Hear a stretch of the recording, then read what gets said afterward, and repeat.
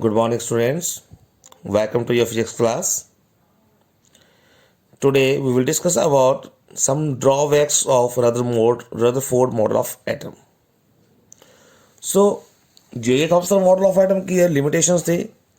अब बच्चे कुछ रदरफोर्ड मॉडल ऑफ एटम की लिमिटेशन भी थी जिसको ओवरकम किया था बोहर ने. So number one, it fails to fully explain the stability of the nucleus. तो न्यूक्लियस की स्टेबिलिटी के बारे में नहीं बता पाया था ये. अब इसकी एक्सप्लेनेशन देखते हैं. According to Rutherford, electron revolve around the nucleus in a circular path. ये सभी को पता है कि इलेक्ट्रॉन रिवॉल्व करता है न्यूक्लियस के सराउंडिंग, सर्कुलर पाथ में करता है. अब ये कहता है कि anything which moves in a circular path is accelerated towards the centre of circular path. जब भी कोई पार्टिकल मूव करेगा तो वो एक्सेलरेट करेगा सेंटर ऑफ सर्कुलर पाथ की ओर जाएगा ये. And hence centripetal acceleration A is equal to v square upon r. Thus the electron revolving around the nucleus are accelerated towards the nucleus of the atom. तो जो electron revolve कर रहा है around the nucleus वो accelerate करता है towards the nucleus of the atom.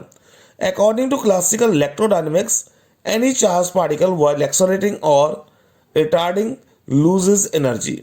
कि कोई भी चार्ज पार्टिकल क्लासिकल इलेक्ट्रोडायनेमिक्स के अकॉर्डिंग कह रहा है कि अगर कोई भी चार्ज पार्टिकल एक्सेलरेट कर रहा है और या रिटार्ड कर रहा है सो वो अपनी एनर्जी लूज करता है.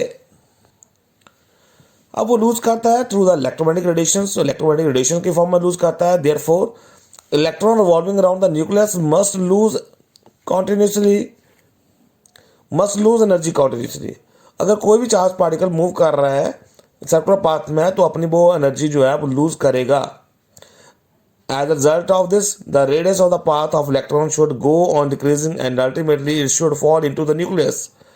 ओके, सो इसके अकॉर्डिंग अगर कोई चार्ज पार्टिकल सर्कुलर पाथ में मूव कर रहा है, रिवॉल्व कर रहा है, तो उसकी एनर्जी जो है वो खत्म होती जाएगी और ultimately it should fall into the nucleus. So according to him the atom can not be exist.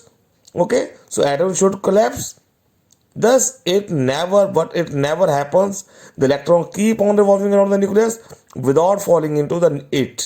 देखो न्यूक्लियस पर नहीं गिरता है ये, फिर भी एटम एग्जिस्ट करता है, इलेक्ट्रॉन रिवॉल्व करते हैं और वो न्यूक्लियस के ऊपर फॉल नहीं करते हैं. देखो अकॉर्डिंग टू क्लासिकल इलेक्ट्रोडायनेमिक्स ये कह रहा है कि अगर वो कोई चार्ज पार्टिकल सर्कुलर पाथ में रिवॉल्व कर रहा है तो वो अपनी एनर्जी लूज करता है, चाहे वो एक्सेलरेट कर रहा हो चाहे वो रिटार्डेशन शो कर रहा हो. सो वो एक्सेलरेट करेगा और एक्सेलरेट करने के बाद क्या होगा, ये जो है इसकी एनर्जी कम होती जाएगी लाइक दिस. इसकी एनर्जी हर बार कम होती जाएगी and ultimately it will fall into the nucleus. So अगर ऐसे होता है so atom will not be exist. ठीक है, एटम डज नॉट एग्जिस्ट. अगर ऐसा होता है इट मीन्स जो एटम है वो कोलैप्स हो जाएगा. What it never happens, the electron keep on revolving around the nucleus without falling into it. तो इलेक्ट्रॉन जो है वो न्यूक्लियस के सराउंडिंग मूव करता रहता है, सो इसके ऊपर फॉल किए बिना.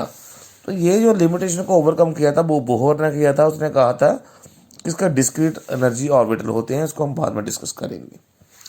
सो ये हमारा हो गया first part.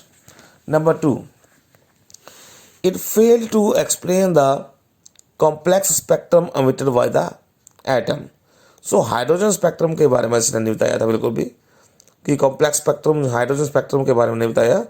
According to Rutherford, electron can revolve around the nucleus in a circular orbit of all possible radii. ठीक है, इलेक्ट्रॉन जो है वो न्यूक्लियस के अराउंड घूमते हैं सर्कुलर ऑर्बिट में, तो उसकी अलग अलग पॉसिबल रेडियाई के ऊपर. So atom should emit continuous energy spectrum of all the wavelength. तो उसको एनर्जी स्पेक्ट्रम भी रिलीज करना चाहिए सभी सारी वेवलेंथ का. Even the simplest atom has line spectrum और the broadly wavelength instead of continuous spectrum. कह रहा है कि इवन उसके बावजूद भी जो है इसका जो स्पेक्ट्रम जो बनता है, simplest atom has line spectrum of definite wavelength instead of continuous spectrum. तो उसके बावजूद कहता है ये सिंपल स्पेक्ट्रम बनाता है, सिंपल जिसको हम लाइन स्पेक्ट्रम बोलते हैं वो बनाता है. ठीक है, इसको कॉन्टिन्यूस स्पेक्ट्रम बनाना चाहिए. Hence Rutherford model of atom could not explain the spectrum of atom. So this is the second limitation of it. अब उसके बाद आता है आपके पास atomic spectra. So atomic spectrum means it deals with the frequencies or wavelength and intensities of electromagnetic radiations absorbed or emitted by atom. ठीक है, सो ये डील कर रहा है फ्रीक्वेंसी से, वेवलेंथ से, इंटेंसिटी से, इलेक्ट्रोमैग्नेटिक रेडिएशन से, अब जो एब्जॉर्ब कर रहा है या एमिट कर रहा है एटम से. सो फर्स्ट इसमें आता है line emission spectrum. Line emission means ये एमिट करेगा. It is series of lines of various wavelength emitted by the atomic gas by passing an electric current through it. So atomic gas में electric current pass करोगे तो different spectrum produce होगा. The spectrum produced by the radiation emitted by excited element is known as characteristic spectrum of the element. उसको हम naming देते हैं characteristic spectrum की. When the electric current passes through the discharge tube consisting small amount of gas or vapors of elements like mercury. देखो कह रहा है when electric current passes through a discharge tube. अब discharge tube में क्या क्या होगा? It consists of a gas of vapors, elements like mercury, sodium, neon. At low pressure, light is emitted. तो लो प्रेशर पे लाइट एमिट होती है इसमें. When this light is allowed to pass through a prism.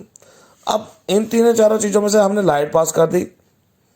Light pass करने के बाद इसमें से हमने करंट पास किया गैस में से, जो मरकरी के वेपर्स आ रहे हैं, सोडियम आ रहा है, नियोन आ रहा है, इसमें से हमने करंट पास किया.